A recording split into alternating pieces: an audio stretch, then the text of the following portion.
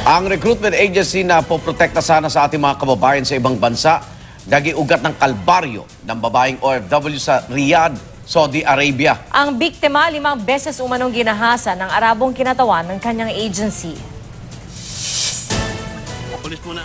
Sa mga luha, ibinuhos ng OFW na si Lina, di niya tunay na pangalan, ang sakit at galit kasunod ng dinanas na kalbaryo sa Saudi Arabia.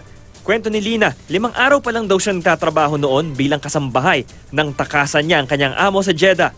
Pansamantala siyang tumuloy sa shelter ng konsulado kung saan siya sinundo ng Arabong kinatawan ng kanyang agency. Nakatakda na raw siyang ihatid sa bago niyang employer pero sa halip, dinala raw siya ng Arabo sa isang hotel at doon ginahasa umano ng 5 beses. Si Lina nagawang kumontak at makapagsumbong sa ating labor official sa Saudi at nakaisip siya ng paraan para ibalik siya ng Arabong suspect sa ating konsulado. Nag-usap na sila. So siguro nagdrama itong babae na sige, hindi ako magsasalita. Pagdating dito, pwede nila. Nauto niya yung Arabo. Nauto niya yung Arabo.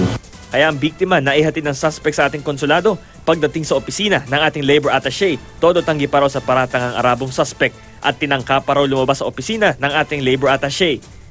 Pero di na siya pinatakas ng diplomatic guard at idiniretso sa kulungan. Ngiti-ngiti ko, sabi ko, stupid. Sa kamay niya ako. Tinanong ko yung kamay niya. Dito na, tumama dito yung pagtuturo ko sa kanya eh. Pagdaga akong nasulat na makancel yung accreditation nila. Ayon sa Department of Foreign Affairs, tinutulungan na ng Consulate General ang biktima na maghain ng reklamo, kumuha ng medico legal at makakalat ng ebidensya mula sa hotel na pinagdalhan sa kanya ng suspect. Wala pang pahayag ang suspect at ang dawit na recruitment agency. Ano po ang warning ninyo sa mga iba pang mga agency? Makapagbigay sample ito sa kanila na kayo negosyo nila ito. Kayo ang unang magprotekta sa mga workers na nandito. Bam Alegre, GMA News.